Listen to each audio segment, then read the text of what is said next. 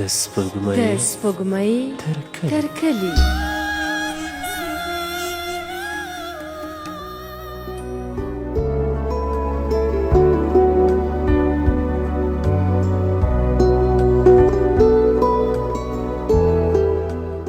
سپوږمۍ تر کلي خپرونې قدرمنو دوستانو سلامونه مې ومنئ.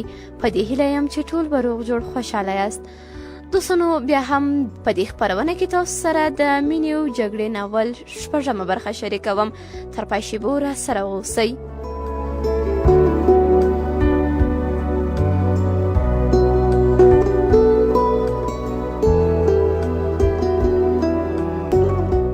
د واڼه ښارګوټي په اډه کې موټر نه ول.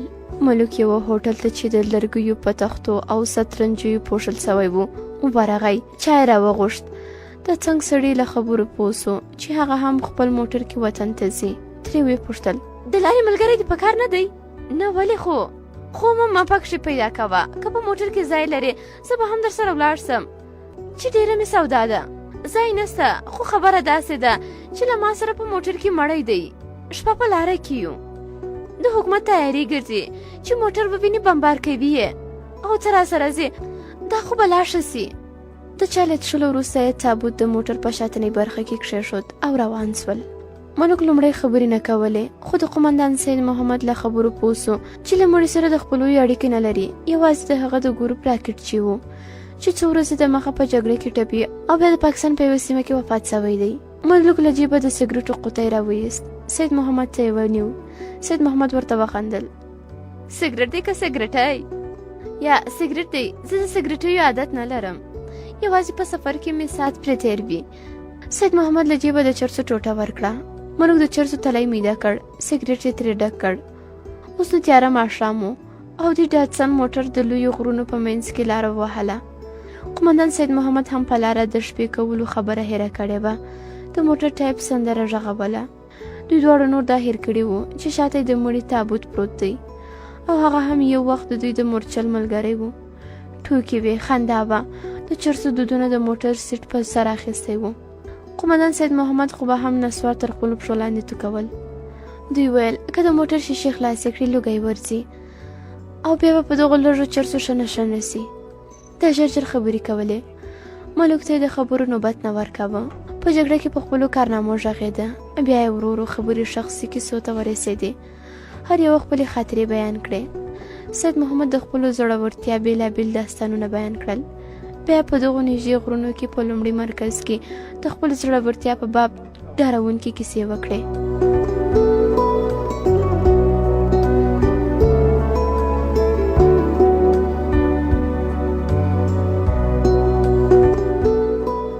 څه مو ونه لیدل. په اول کې زموږ مرکز د دغه غره په ډډه کې په یوه پخوانۍ زړه کلا کې و. په هغه وخت کې زه اوس خوندې قمندان نه وم. د شپې مې پیره کوله. نیمه شپه وه. توره تیاره وه. یو تور وزګوری راغی. خدای سه ډېر ترې وډارېدم. یو ځل خو مې زړه و چې ډزې پرې وکړم. ښه نو بیا؟ بس خو ورمنډې مې کړې.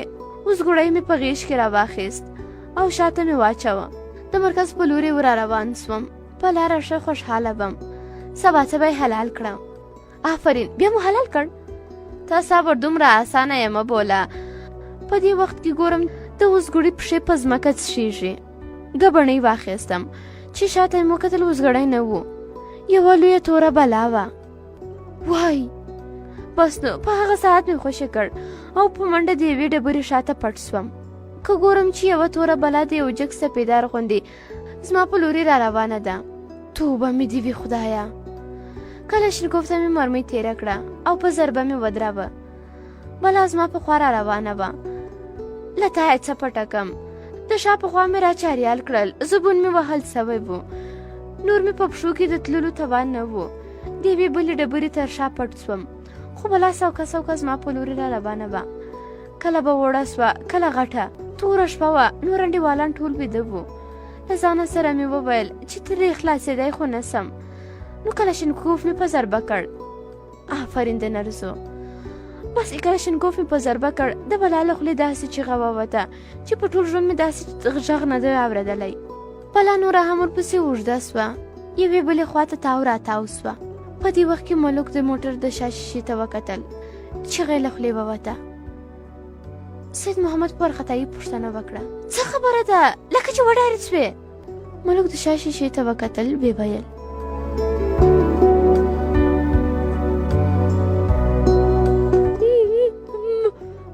مړی. سید محمد چې د موټر باډۍ ته یې وکتل، له خولې چیغه ووته. خیر خدایه، دا خو مړی راپورته سوی، اوس به څه کوو؟ هله موټر تیز که، د موټر شیشه پورته که چې له دې خوا رانسي. موټر یې نور هم تیز کړ. د سړک لوړو ژورو ته یې پام نه کاوه. ملک د موټر دروازه ټینګه نیولې وه. موټر دومره تیز و چې ځان مې نسوی تکیه کولی. یو ځل خو موټر له سړکه بې خواته سو او نږدې و چې چپه سوی وای، خو بیرته سړک ته راسم سو. کړ. ملک شاته وکتل. مړی نور هم د دوی خواته رانږدې سوی و. د لاس په اشاره سید محمد وپوهاوه. موټر نور هم تیز سو. د موټر د منځ د چراغونو اشارې یې مړې کړې. ملک د سترګو له کونجو بیا شاته وکتل. مړی ولاړ و او په دواړو لاسونو د موټر د سیټ بام نیولی و. په دواړو خولې راماتې وې. یو ځل خو د ملک سر د موټر له چت سره ولګېده. شاوخوا ته په تیاره وه. اوس دوی د غره تر تنګۍ راوتلي ول. څه شېبه وروسته ملک وویل، تر څو به په دښتو کې منډې وهو، تر اوسه لا ماښام دی، کیدای څه هم ډېر لرې دی. نو څه کوو؟ نه پوهېږم. نور مې په لاسونو کې دمه نسته. موټر دې زده دی؟ نه. له دې سره یې موټر نور هم چټک کړ، خو د ملک زړه طاقت ونه کړ. بیا یې ورته وویل، آخر چیرې ځې؟ چې موږ څومره ځو، مړی هم را سره ځي، چیرته به ترې خلاص سو؟ سید محمد ورته وویل، آخر به انشاءالله موټر یو ځای چپه سي او که خدای کول دواړه به پکښې مړه سو. له دې سره یې موټر ته بیا اکسلیټر ورکړ. موټر داسې و لکه چې په هوا کې ګرځي. ملک چیغې وهلې، ما ته څه کوې؟ ځان دې له غاړې دې که ځه، اوس به موټر ګړنګ ته واچوې. څه وکړم؟ آخر څه لاره لرو؟ بیا یې سوړه سویلی ویست. هی څه بې ځایه مړ سوم.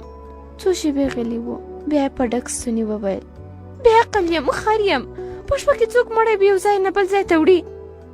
د موټر د سیټ بام په هیبتناک آواز ودرېد. ملک په لړزېدلي آواز وویل، مړی بام ټکوي، بل کار به وکړو. څه کار؟ وبه تښتو. سید محمد ترڅنګ ورته وکتل. د خدای ساده، ځان په دغو خبرو خوشحاله وه. له مړي تښتېدی سې؟ چیرې به ځې؟ د موټر دروازې به خلاصې کړو، په رفتار کې به دواړه ځانونه وغورځوو او په یو خوا به منډه کړو. دا خو دې بده خبره ونه کړه، خو دلته نږدې کلی نسته. تر دې کندو چې واوړو دا چل به وکړو.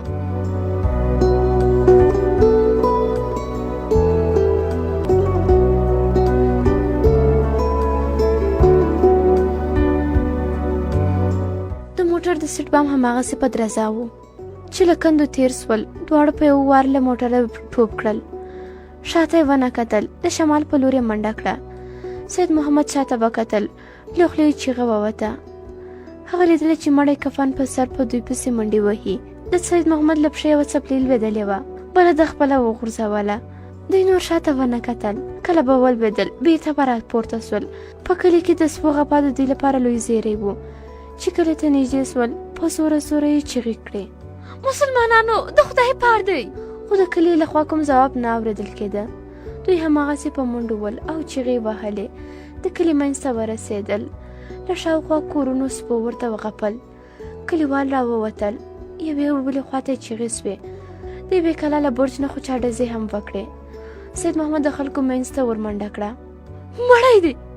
د کلي خلک پرې راټول سول، خو د ده له خولې نافهمه خبرې ووتې چې څوک نه ورباندې پوهېدل. په دې وخت کې ملک هم راورسېد. خلک په هغه ورټول سول. په وارخطایي یې ورڅخه پوښتنې پیل کړې. څه خبره ده؟ له کومه راغلی؟ کلیوالو پرله پسې پوښتنې کولې. تاسې څوک یاست؟ چیرې ځئ؟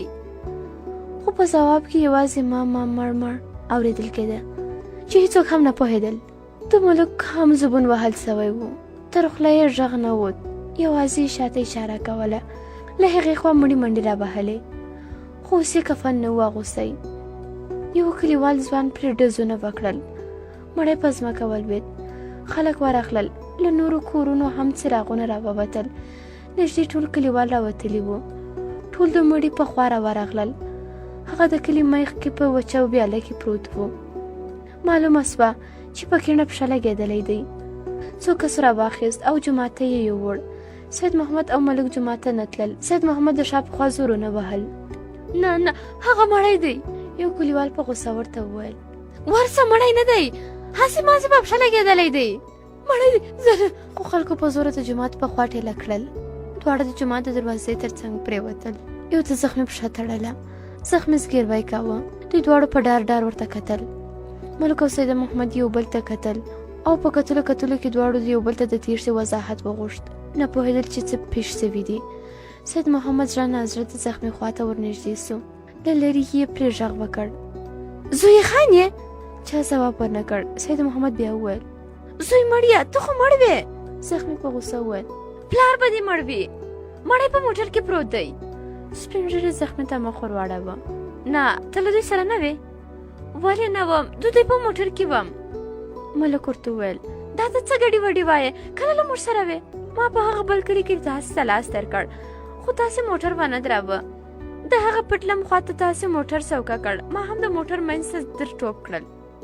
سید محمد وویل په موټر کې مړی وو، زه هم د مړي خواته کښېناستم. ښه نو بیا چې تاسې موټر تیز کړ زه هم وډار سوم چې ونه لوېږم، چې هر څومره مې تاسې چیغې وهلې او موټر مې ودربوه، تاسې به لا موټر تیز که. چې موږ موټر ودراوه او دې خواته م را منډې کړې، تا ولې منډې راپسې وهلې؟ نو تاسې ولې منډې وهلې؟ موږ له تا منډې وهلې، موږ ویل مړی را ژوندی سوی دی. زخمي وخندل ما ویل تاسې کوم څه لیدلي دي؟ ما هم له همدې ویرې منډې وهلې. ټولو وخندل.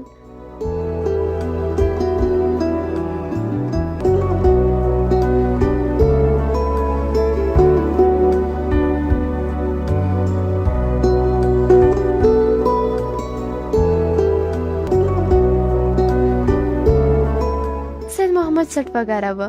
په جومات کې یې په سترنجیو ځان بوخت کړ. له ځان سره وبنګېده. ملک لږ په غوسه ورته وویل نو تا څه بلا غوښته چې له موږ سره په موټر کې سپرېدې؟ زه د خپل خور کره تللی وم، بس ما ویل چې خپل کلي ته به ځان ورسوم. سپین ږیري په ډاډېنه ورته وویل خیر دی، بلا و برکت یې نه و. د ډوډۍ له لوښو سره د چای پتنوسونه هم یو ځای راوړل سول او دوی غلي د ډوډۍ په خوړلو لګیا سول. د ملک د ماما کالی د غره په لمنه کې و. دوی په اټکل تر دې ځایه را رسېدلي وو. په نیم کور کې د سپي غپا اورېدل کېده. څو شېبې د کاریز په غاړه کښېناستل. وروسته له باغچې له دیوال سره روان سول. د سهار رڼا په خورېدو وه. دغه محمد د کلي مخې ته د لوڅ کاریز په غاړه ودرېده. نه پوهېده چې څه وکړي، که دروازه وټکوي او ناڅاپه ورسره مخامخ سي، څه به ورپېښ سي. څو شېبې وروسته د لویې دروازې د شا زنځیر د خلاصېدو غږ واورېدل سو. یو د ټیټې ونې سړی راووت. په لاره داسې روان و لکه بوټونه چې په پښو کې آزاد وي او کوشش کوي له پښو یې ونه لوېږي. ملک وپېژانده. له ځان سره یې څوکه وویل هغه محمد ماما. ته د په لورې را روان و. ملک د کاریز د پاټ بلې خواته کښېناست. هغه محمد ګودر ته کوز سو او داسې وکړ. په څادر یې خپل مخ او لاسونه وچ کړل. له جیب نه یې ساعت راویست، په لاس یې وتاړه. ملک هم ورو ورو د په لورې ور روان سو. چې ورنږدې سو پرې غږ یې وکړ ماما. هغه محمد یوې بلې خواته وکتل. ملک یې ولید خو یې نه پېژاند. ملک چې ورنږدې سو ژړا ته یې نږدې غږ کې وویل ماما ته څوک یې؟ مانا څوک یې؟ ملک له هغه ځای پرې غږ وکړ زه ملک یم ماما. هغه محمد په وارخطا یو شکمن انداز ورته وویل ملک؟ کوم ملک؟ مانا څه وایې؟ کوم ملک؟ زه یم ماما. ولې نه مې پېژنې؟ او له دې سره یې په هغه ماما غېږ راتاو کړه. هغه ماما زړه نه زړه غېږه ورکړه. په روغبړ کې وارخطا ورته وویل والکه ته څوک یې؟ دا څه سره وایې؟ ځان یې لږ ترې لرې کړ او څېرې ته یې ځیر سو. ملک ته ژړا او سلګیو د خبرو مجال ورنه کړ. یوازې وویل ماما. هغه محمد رډ رډ ورته کتل. ملک خو یې؟ خدایه دا څه وینم ماما. هغه محمد بیا کښته پورته ورته وکتل. توبه مې د خدایه، ته خو مړ وې. خپله کلمه یې وویله دا څه وینم. او له دې سره یې ملک بیا ټینګ په غېږ کې ونیو. ښه ساعت دواړه په غېږو کې سره نیولي ول. خبرې یې نه کولې، یوازې د سلګیو اواز اورېدل کېده. هغه محمد ورو ورته وویل یا خدایه پاکه دا څه وینم. بیا یې په ځیر ځیر ورته وکتل. راځه چې کور ته ولاړ سو. دواړه د کور په لور روان سول.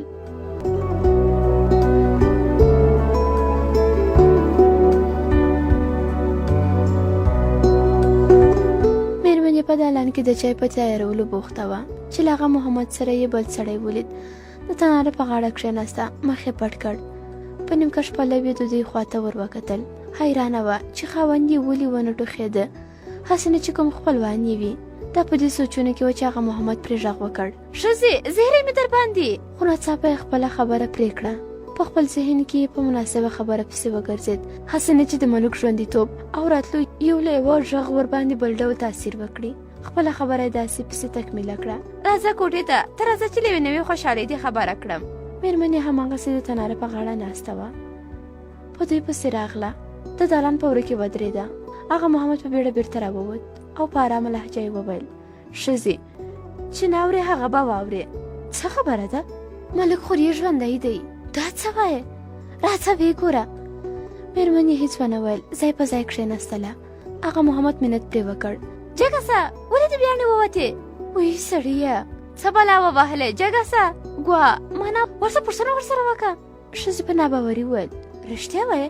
دا ملک دی؟ نو څه غلطه هم خو دې نه؟ ښځې په سادهګۍ وویل: بله ورځ یې قبر ته ورغلم، قبر یې روغ جوړ و. هغه محمد په غوسه ورته وویل: ډېرې خبرې مه کوه، ګوا مانا ورسه پوښتنه ورسره وکړه. ګوا مانا مړی را ژوندی سوی دی. چې په کوټه ورننوت، په موسکا یې ملک ته وویل: هېڅوک نه مني چې ګوا مانا ته دې ژوندی یې. مامۍ دې هم حقه حیرانه سوه. مېرمن یې راغله، له ملک سره یې روغبړ وکړ. په لرې شیبه کې د شیدو چای او په پلاستیکي غاب کې کوچ راوړل سول، خو ملک ونه خوړل. یوازې یوه پیاله خوږ چای سور کړ. ملک له خوبه راپاڅېدلی و. لوڅ سر په خپل ځای کښېناست. یو ځل بیا یې کوټه تر نظر تېره کړه. مخامخ د یوې کړکۍ هندارې تر څنګ د هغه محمد د ځوانۍ عکس راځوړند و چې کیڼ لاس یې په سینه ایښی و. د کورتۍ په جیب کې یې قلم او یو بل لرګی چای مسواک به و. له ورا یې معلومېدل د عکس د چوکاټ په لرګیو د وریښمینو سره شنه ژیړ ګلان ټومبل سوي ول. ترې لاندې 2 صندوقونه ایښي ول. یو ساده کوچنی و او بل یې تر هغه لوی ښکلی و چې څو کاله د مخه هغه محمد له هندوستانه راوړی و. د کوټې یو بل دیوال جای نماز او تر څنګ یې یوه بله رپیده او شکور چې منځ یې د وریښمینو او زرتارو په ګلانو ښکلي سوي و. دا د هغه محمد د مېرمنې د واده یوازینۍ نښه وه. هغې به د کوټې له جارو کولو وروسته یو ځل د خپل پلو پیڅکه پرې راتېروله. ملک دیوال ته ډډه ووهله او د شکور او رپیدې په ګلونو کې یې سترګې ښخې کړې وې. سوچونه پسې واخیست. د فکر باز یې لرې لرې غرونو ته پرواز وکړ، لکه چې د شکور او رپیدې لیدلو یې پخوانۍ خاطرې وریادې کړې. هغه وختونه وریاد سول چې په زړه کې یې د خمارې سره د واده کولو ګوړې ماتولې. ترخه مسکا یې وکړه، ځان ورته ساده معلوم سو. په اسویلي یې وویل: بنده لرې نښلولی، مرګی لار ورته نیولې. دی په همدې سوچونه کې و چې دروازه خلاصه سوه. هغه محمد و. ملک تر بالښت لاندې سپینه خولۍ راواخیسته، په سر یې کړه. هغه محمد له دروازې پرې غږ وکړ: خورې ګله، خوب دې وکړ؟ هو، داسې ویده وم چې په دنیا هم نه وم خبر. ښه سو چې راویښ سوې. ګوا مانا ډوډۍ تیاره ده، زموږ زړه نه کېده چې راویښ دې کړو. په لږ وخت کې ډوډۍ راغله او ټوله ډوډۍ په خوړلو لګیا سول. هغه محمد به ملک ته په ځیر ځیر وکتل، بیا به یې سر وښوراوه لکه چې اوس یې هم باور نه وي چې ملک دې ژوندی وي. بې واره یې وویل: رښتیا چې څوک خدای دې پاک نه وي وژلی، ګوا مانا نه مړ کېږي. د ډوډۍ په سر هغه محمد ورڅخه پوښتنې پیل کړې. ملک په خبرو راغی: زه هم دې ته فکر وړی یم چې ولې وژلم او څنګه ژوندی پاته سوم. ګوا مانا چې تا هغوی وژل، خود به هغو ته هم وژلې. خو دا راته ووایه چې څنګه ژوندی خلاصوی او تر پاکستانه څنګه ورسېدې؟ ملک شمېرلې شمېرلې خبرې کولې. خبره داسې ده چې زه دښمن نه یم ویشتلی. هغه محمد په حیرانۍ پوښتنه وکړه: نو چا وویشتې؟ مدام شم. مدا شم؟ دا څه وایې؟ رښتیا؟ هو، نو څه درواغ خو نه وایم. هغه محمد په ناباور او تعجب وویل: دا څنګه؟ نو ولې؟ نور زه هم نه پوهېږم. که رښتیا ووایم زما هم چندانې جنګ ته زړه نه ښه کېده. څه روسان خو نه ول، دوی هم مجاهدین ول او موږ هم. آخر جنګ بو، که مې زړه و که مې نه، جنګ مې کاوه. موږ بیخي سره نږدې سوي وو. زه واښم د یوې دیوال شاته پټ و. هغه محمد چوپ و، سر یې ټیټ اچولی و. ملک وویل: له هرې خوا ګولۍ برېدې، جنګ زیاتې ختمېده، د ګولیو ډزونه لږ سوي ول. هاشم له ما نه لرې سو. په خپلو ګناهګارو مې ولید چې لاسي بم یې زما په لور راګوزار کړ. نور زه هم ونه پوهېدم چې څه پېښ سول. ښه نو بیا؟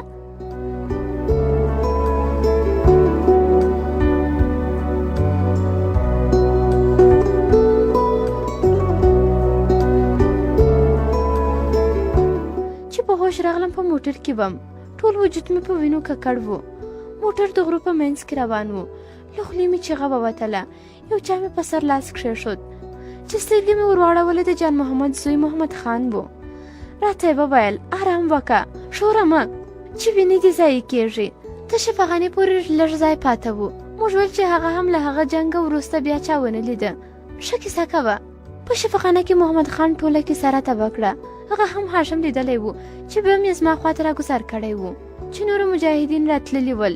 د زه له هغه کلي په ډاټسن کې پاکستان ته ورسولم. هغه محمد په ښه نصیحت سره وویل ګوره هلکه د محمد خان خبرې مه منه. هاشم به ولې داسې کار کوي چې ګوا ما نه خپل ملګری په خپله مړ کړي. محمد خان په خپله له هاشم سره جنجال لري. نه ماما، هاشم ما په خپلو سترګو ولید چې بم یې زما په لوري راګوزار کړ. هغه محمد په ناباوري وویل عجبه ده، ته وا هاشم به ولې دا کار کړی وي؟ نه پوهېږم. هغه محمد یو ټوټه ډوډۍ په لوښي کې لمده کړه او پښو ته یې واچوله. ویې ویل په هغه ورځ خدای تر ټولو ډېر خواشینی معلومېده.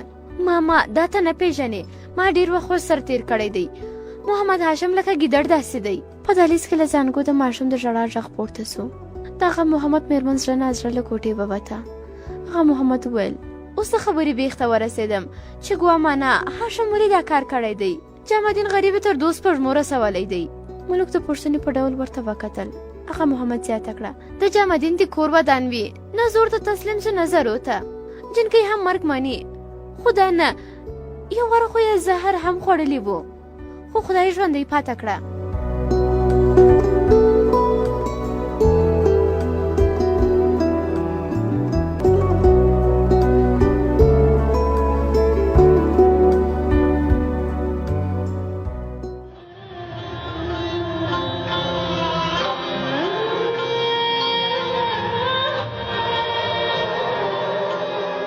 د سپوږمۍ تر کلي